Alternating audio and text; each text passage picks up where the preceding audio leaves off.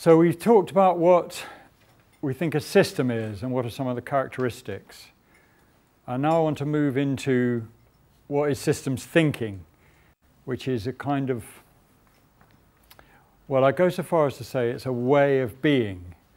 For some people, systems thinking is the application of a series of tools. I'm going to come back to some tools later. There are tools that you can use, approaches, methodologies, techniques. But to me, those tools tend to really just serve to be more sophisticated forms of mechanistic thinking if you haven't shifted into a systems thinking mindset. So I want to talk about what is a systems thinking way of being. What is it as a way of seeing the world, as an attitude of mind is really what it is. And I come back to Churchman, who said systems thinking begins when first we see the world through the eyes of another. I can't it sounds like nothing that, but it's just unbelievably powerful statement that if we truly take time to look at something from someone else's perspective, we immediately see actually my version of what this is isn't the only one. And that's immediately a critical change of position on something. So systems thinking itself, for me, this will sound a bit dualistic, I know, has a kind of outer aspect and an inner aspect to it. And I think mechanistic thinking often seems to focus on the outer, whereas systems thinking very clearly gives permission to you to think about some of the inner.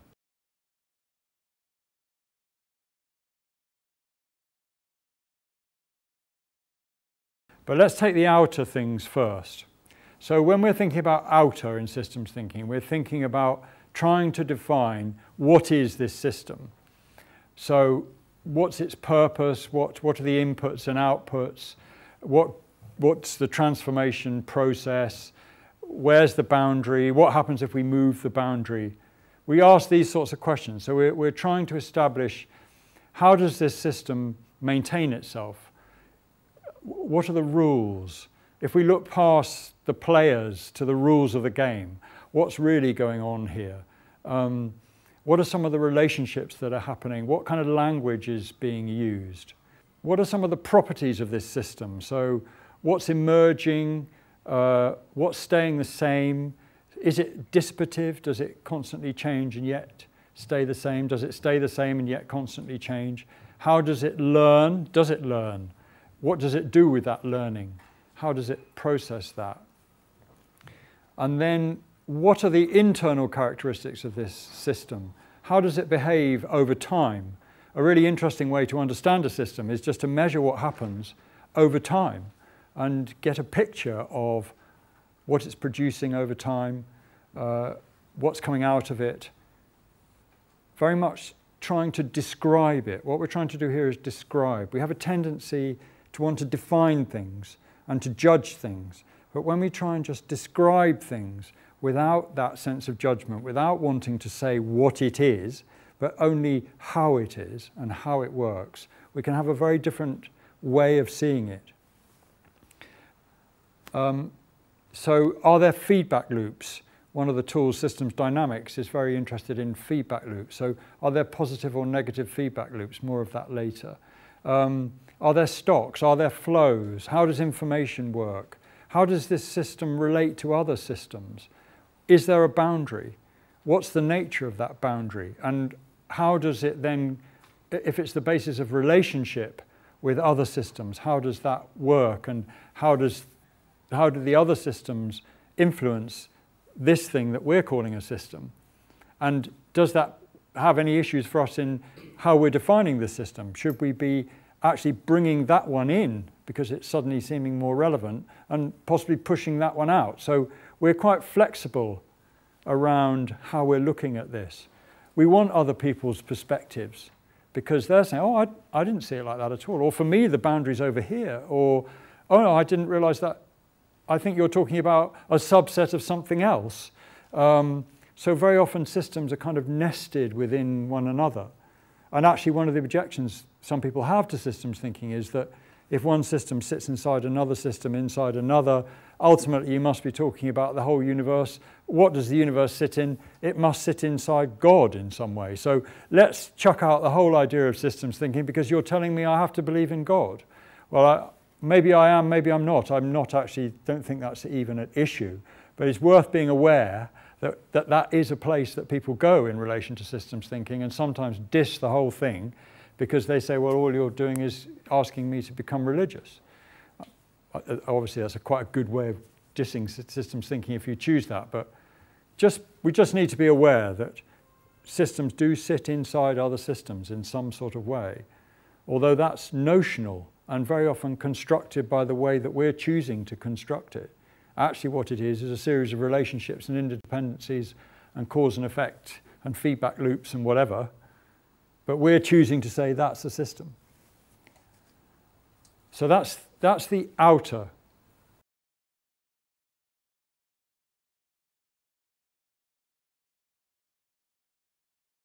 I think outer systems thinking has a lot of commonality with mechanistic thinking.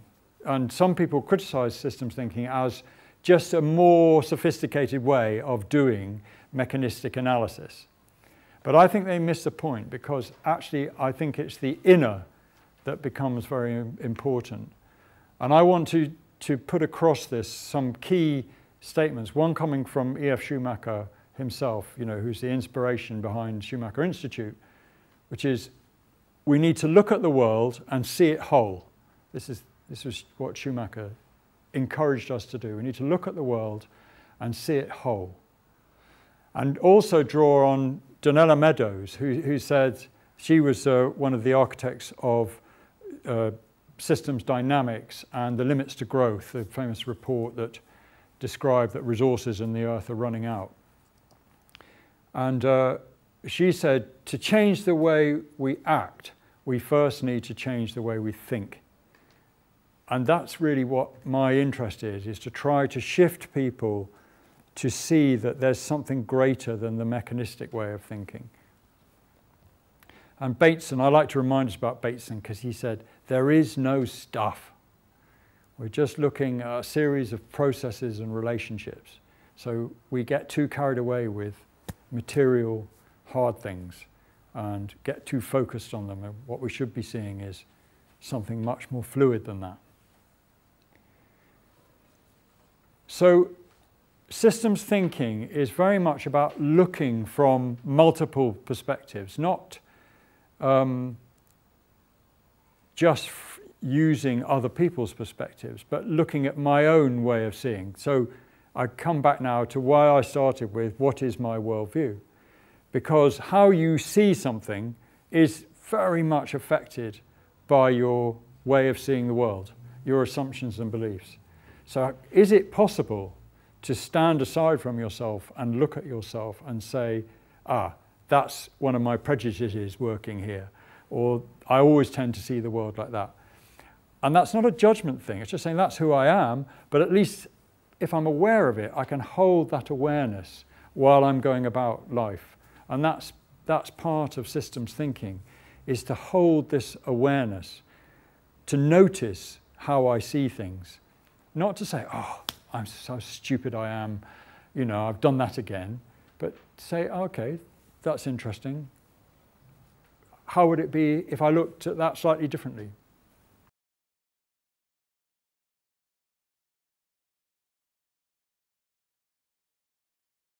So this means there's a very definite mindset that a systems thinker has, in my view. And it's got various characteristics to it that I'd just like to run through. The first is that there's a kind of openness. So open to learning, to ways of knowing. We're largely taught to know from experts. You probably all wrote your university essays in the third person. This expert says A, this expert says B. If I want to come with a third one, I've got to somehow prove that A is bigger than B. And if you intervene and say, well, I think, your tutor said, who are you to say anything in this? So, how do we know things? We do know things through intuition. We do know things through experience. We all do. We all know things by feeling. I get anxious about things. I can't think, why am I anxious? I can't think why I'm anxious. And then something occurs and oh, now I know why I was anxious. Because somehow some part of me that I'm not consciously in control of has got a set of feelings that are just involving themselves in me. So we need to be open to these other ways of knowing, intuition, experience, spirit even. And we need to know that we're always curious. We're genuinely wanting to learn. I often hear people say, oh, I finished learning when I graduated from university, 25 years ago. And, but actually, if we start to be curious and learning all the time, suddenly life can become, extraordinary experience. But it also means we have to be comfortable with uncertainty, because things emerge, things unexpected happen. As Jean Bolton, who's someone who I will refer to in the Systems website, she says, in relation to complexity, the future is not random. It's largely determined by what has gone before, but it's unknown and it's uncertain. So we can't say anything might happen, but of all the things that might happen, we don't know which one will. So if we can develop, we're often very wary of uncertainty, and we don't like new things that come along. A lot of organizations make their plans, new things crop up. Oh, that's nothing to do with us. We're not going to go there. That's not in the plan. But actually, in a systems thinking way, hang on a minute, that's amazing what's happening. We need to go there. So in systems thinking, we tend to just think to next base. We let go of the need to be right. We let go of the heroic need to go forward for 5 years. And we build into our organizations ways of dealing with things that crop up, rather than ways of denying things that crop up, which is what many organizations do. That's not in the plan. Oh, but the market's fundamentally shifted. What do we do now? Of course, we deal with that stuff, sometimes pretending that we're not. Whereas I'm saying in a systems thinking way, we'd be open to that and we'd have processes in place for dealing with emergence and uncertainty. So it means this sense of inquiry, sense of being curious, of reflecting on what's going on. It's about working towards solutions rather than away from problems. Robert Fritz is a really interesting person to read on this, that you don't solve problems by problem solving. You solve problems by finding solutions and working out how to get there. That's a much more systemsy way of trying to define some sort of future and then work out how to move towards it, rather than say, we've got this problem, how do we work away from it? We live in a very either-or world. What we want to be in is a both and, that this is possible at the same time as that is possible, rather than because of that, we can't have that. I yearn for it in politics, don't you? That get round a table, you agree with each other mostly. Stop trying to pretend that it's all lovely and clear-cut, and if we do this, it'll be right, and if you do that, it'll be wrong. It's crazy. That's not the world we live in. It's much more complex than that. And complexity is a really key part of systems thinking, that we're comfortable with plurality. We embrace the different dimensions of things.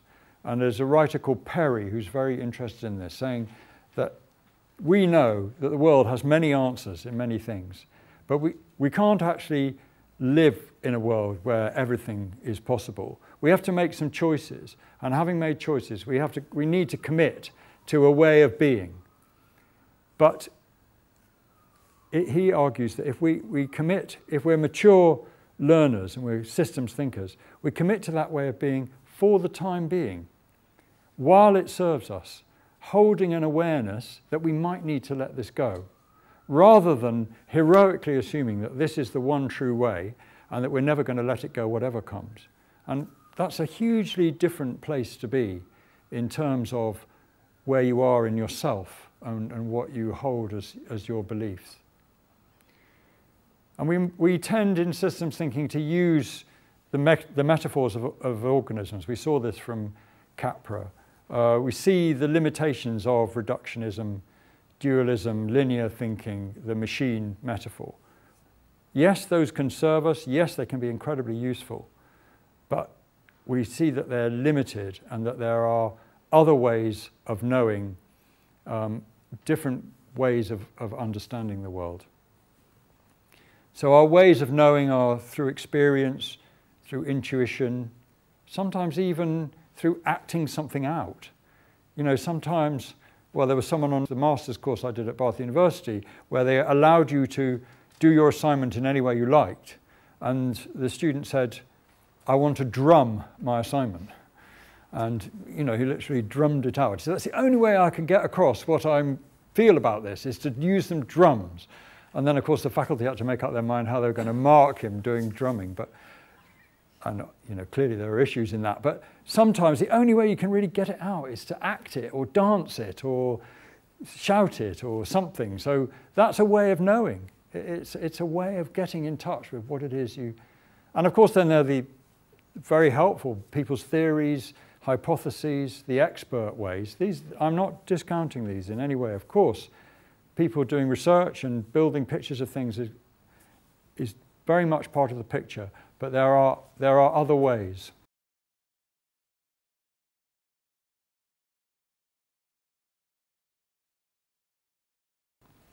So what we're working towards all the time is a better way of acting in the world. That's what I'm really trying to suggest. That we're seeing the world through the eyes of another, which makes us automatically more collaborative, that we're using cycles of action and reflection. We try something out, we think about how it went, we see how we feel about it, we consider how we might go forward. So we're prepared to experiment, which makes us open to emergent change. We're letting go of the need to be right. And we're trying to hold an awareness of how our assumptions and beliefs affect the way that we act in the world.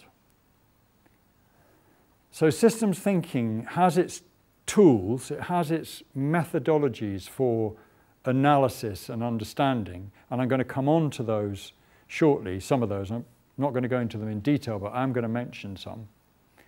So it has its ways of understanding the system from an outer aspect.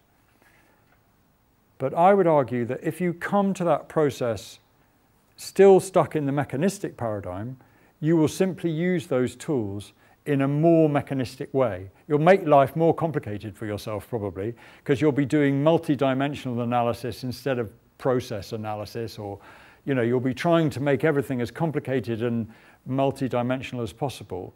But if your mindset is one where you're saying to yourself, with enough of this, I'll get to the answer, rather than, well, what I'm building here is a picture, a kind of rich picture that's giving me a sense, and maybe I'll never have a complete view, maybe I'll never fully understand this. So my whole mindset is one of provisionality, of this is the best picture we've got so far, and now we need to commit to this, even though we know it's incomplete. We're going to commit to it, but we're going to commit to it while holding an awareness that it might not be right, or we have to let it go. This is about an attitude of being that then allows you to use those tools in the right context, because you're coming at them knowing that they're incomplete, that they will serve you but not fully, that they will give you a better idea but not a complete idea, that they will help you describe but not define. So you're trying to get some sense of a wholly different perspective that says, I'll get the best I can get here and I'll work with that, but I'm ready to let that go, and I'm holding the awareness that it's provisional for as long as it serves me. So that's what I mean by systems thinking, which you can then bring to the study of systems.